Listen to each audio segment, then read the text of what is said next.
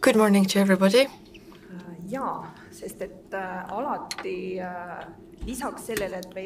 In addition to monitoring the indicators for alcohol, it's important to know what people think about consumption of alcohol.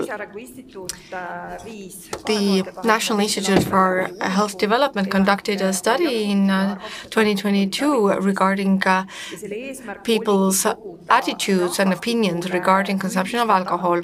And we wanted generalized information regarding beliefs and attitudes across Estonia towards alcohol. And 8,500 people in the age range 15 to 74 were included in the sample, and 2,059 people responded, and this is quite a good sample.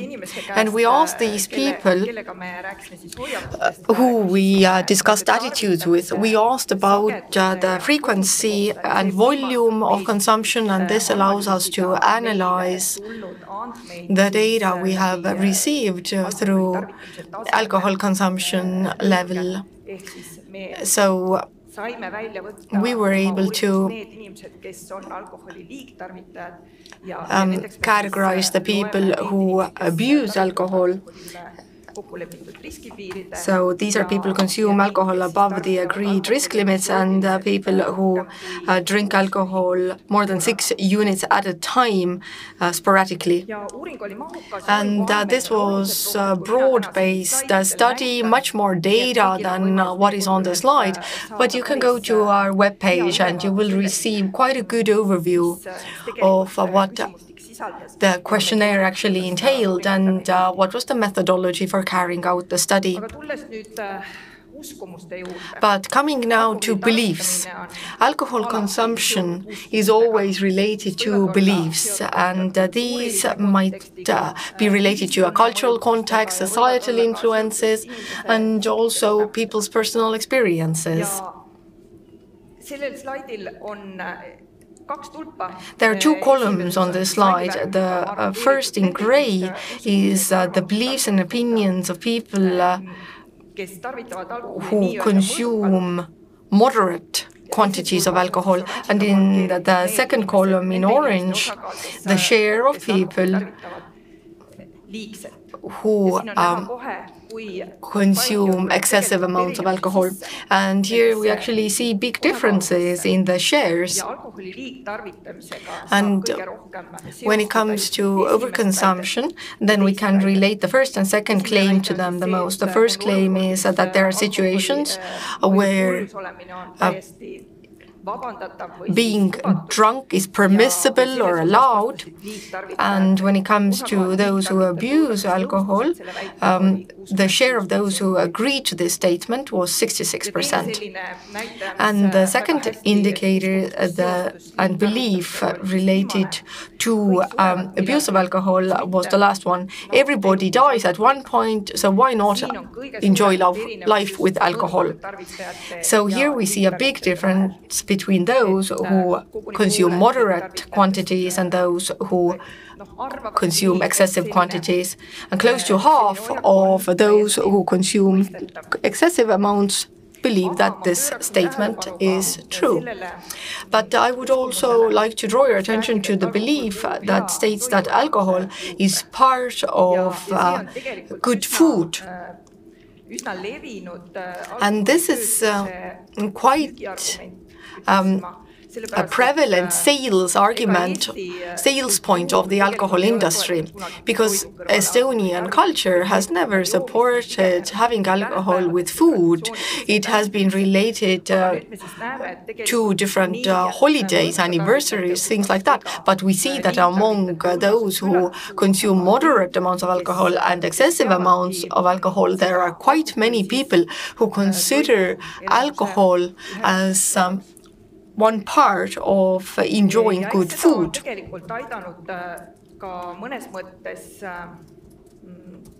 And in some sense, this has been fed by the fact that the consumption of wine has increased considerably. And here we can draw some parallels to women's consumption of alcohol and the passions there.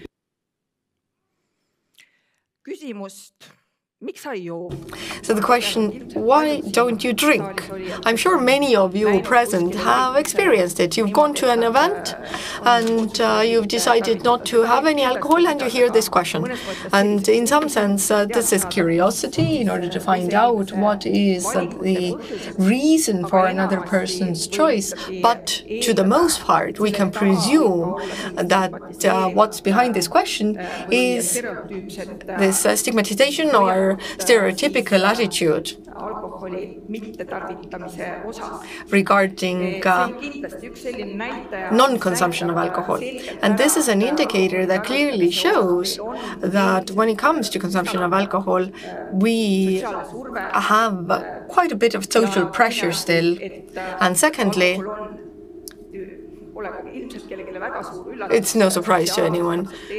Alcohol is a socially accepted substance or drug in society. This is the way it is, and it hasn't really changed much in the past decade.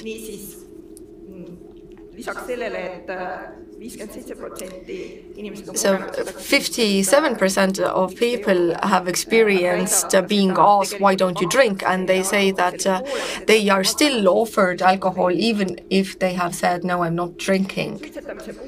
When it comes to smoking, then we don't have this effect in Estonia anymore. When it comes to smoking, then nobody asks you, why don't you smoke?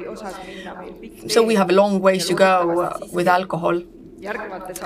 And hopefully the next time we run a similar study, we will see some sort of a positive shift. Next, I would like to outline the attitude of adults towards consumption of alcohol among minors. And we could say it's an excellent result. First of all, I would like to say that 622 respondents answered in the age group 25 to 74 who had minors in their household, a youth or a child. And these people really agreed. 94% answered they agree that alcohol damages the development of a minor's brain. But 28% of these people unfortunately also agree that it is okay for a minor to try alcohol with the parent present. It's bizarre, but it seems that the home protects the brain of our children.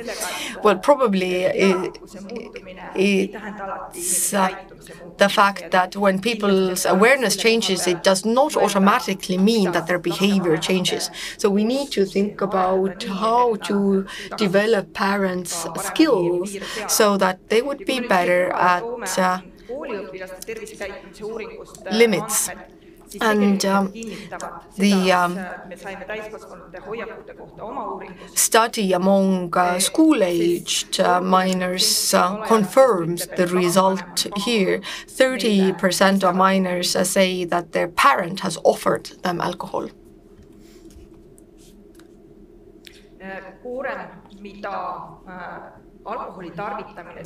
The burden that consumption of alcohol puts on family members is severe. It has an effect on people's mental health and general coping in life. Our study showed that 62% of the respondents have experienced concern or difficulties because of their family member. 34% have received recommendation from a family member to reduce alcohol consumption. And we compared it to the school-aged children's health behavior study results. And the two studies cannot be compared directly, but still we can say that the impression is left that the number of people who have been negatively affected by the alcohol consumption of a family member is increasing. And then an overview of health risks. We've been speaking about the damaging effects of alcohol on health for decades, but our study shows that still many people connect consumption of alcohol when it comes to addiction and liver diseases. But when it comes to other chronic diseases, then these are disregarded and people do not relate these conditions to their health.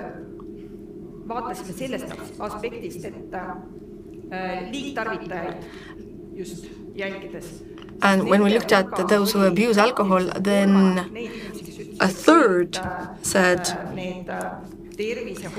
that all the health warnings regarding alcohol are exaggerated, and they were not able to transfer this risk to their own health based on our study. And the lowest awareness pertains to the connection between alcohol and cancer. And we need to focus here on women, especially because women have very low awareness regarding the connections between alcohol consumption and breast cancer. And on the previous slides, we showed the upward trend regarding drinking wine. And we don't see much of a shift in overall consumption of alcohol, then we should pay much more attention to this fact. And there's more and more research stating that there is really no safe amount of alcohol. With cancer, we say that the risk starts with the first drink. So to make the communication for people easier, so we should speak less about abuse of alcohol having an effect on health. Rather, we should emphasize that alcohol consumption overall is a health risk. So maybe this is a clearer message. And conveys the message better. And I think the final message is that independent of the level of alcohol people consume, everybody has reason to drink less.